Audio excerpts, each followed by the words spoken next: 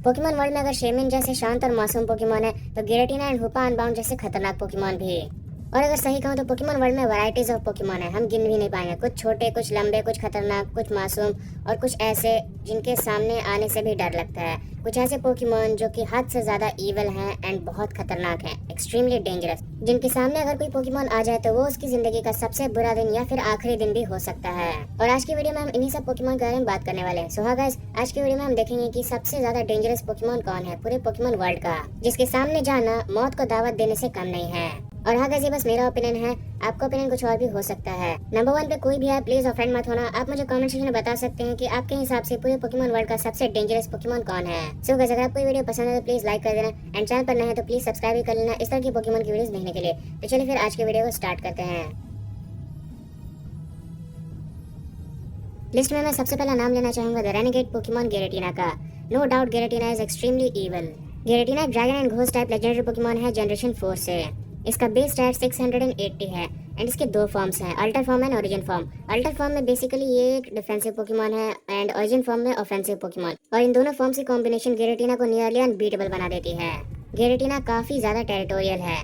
गिरेटिना की पावर्स के बारे में बात करते तो उसके पास एंटी मैटर की पावर है, और ना सिर्फ एंटी मैटर की पावर बल्कि उसके पास सारे डायमेंशंस की पावर है। ये चाहे तो टाइम एंड स्पेस को छोड़ के किसी भी डायमेंशन से ट्रैवल कर सकता है या फिर उन्हें कंट्रोल भी कर सकता है। अब अगर हम बात करें मेन मुद्दे की तो गिरेटिना काफी ज्यादा डेंजरस है क्योंकि इसका नेचर काफी ईवल है।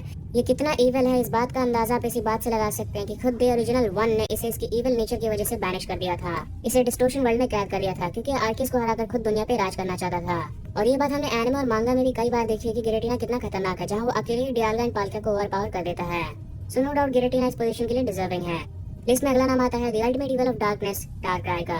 इस पोकेमॉन के क्या कहने, इसने तो ऑलमोस्ट सबको अपना फैन बना दिया है। ये एक pure dark type mythical Pokemon है जनरेशन 4 से। इसका बेस स्टैट 600 है।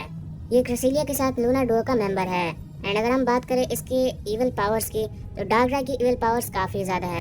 ये अपने ओपोनेंट्स को काफी बुरे नाइटमेयर्स दे सकता है, और वो नाइटमेयर्स इतने ज्यादा डरावने हो सकते हैं कि इसके ओपोनेंट की जान भी जा सकती है। पर अगर सही मायने में देखा जाए तो डार्कराय लोगों को नाइटमेयर्स इसलिए नहीं देता क्योंकि ये उसे पसंद है, बल्कि ये असल में डार्कराय का एक डिफेंस मैकेनिज्म है। ये सिर्फ खुद के सेल्फ डिफेंस के लिए ऐसा करता है। जब उसे खतरा महसूस होता है तो अपना डिफेंस करने के लिए वो लोगों को नाइटमेयर्स दे देता है।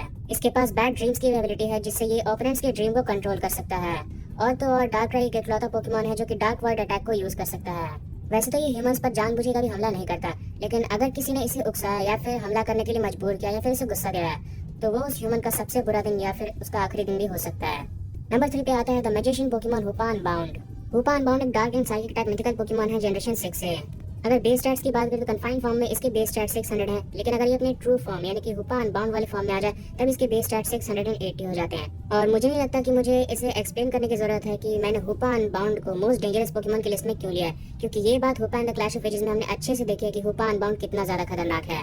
नॉर्मली तो ये कभी भी किसी को नुकसान नहीं पहुंचाता, लेकिन अगर ये आउट ऑफ कंट्रोल हो जाए तो ये आसपास की सारी चीजों को तबाह कर सकता है। इनफैक्ट इसके सामने लेजेंडरीज भी आ जाए तो वो भी नहीं टिकेंगे। इसने काफी आसानी से अकेले ही रशिराम ज़ेक्रोम एंड रेजिगिगस को ओवरपावर कर दिया था।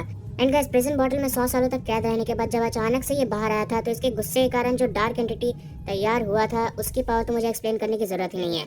उसने यार ह्यूमंस को क्या लेजेंडरीज को ही स्पॉन कर दिया। लेजेंडरीज को अपने इशारों पर नचवाया और सारे के साथ लेजेंड्स मिलकर भी उसे नहीं हरा पाए थे। इसे हराने के लिए खुद ऑलमाइटी आर्किस को आना पड़ा था। सो इस लिस्ट में इसका आना तो तय था।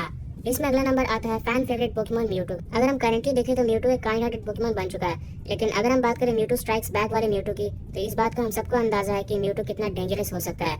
जहाँ पर म्यूटू स्ट्राइक्स बैक में उसे ह्यूमंस से नफरत हो गई थी क्योंकि उसे अपने एग्जिस्टेंस में सवाल उठा था एंड इसीलिए उसकी लाइफ काफी हार्ड थी, जिसके कारण उसे बुराई का रास्ता चुनना पड़ा था।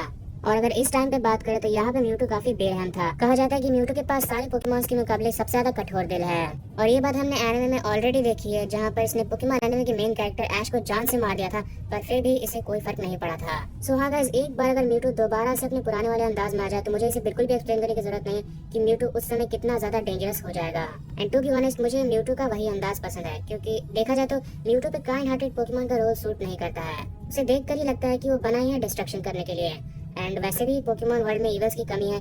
सो मेरे हिसाब से मैं एक और बार म्यूटू का वही अंदाज देखना चाहता हूँ जो कि हमें म्यूटू स्ट्राइक्स बैक में देखने को मिला था। अब फाइनली बात करते हैं नंबर 1 के बारे में। अब अगर मैं नंबर 1 के बारे में बताऊं तो मेरे हिसाब से यवेल्टल सबसे डेंजरस पोकेमॉन है। आपका तो पता नहीं, पर in my opinion Yveltal is the most evil and dangerous Pokemon to ever exist in the Pokemon world. इसमें कोई डाउट नहीं है कि यवेल्टल अब तक का सबसे डेंजरस पोकेमॉन है क्योंकि ना सिर्फ ये इवल नेचर का है बल्कि इसकी पावर्स भी इतनी भयानक है कि हम सोच भी नहीं सकते।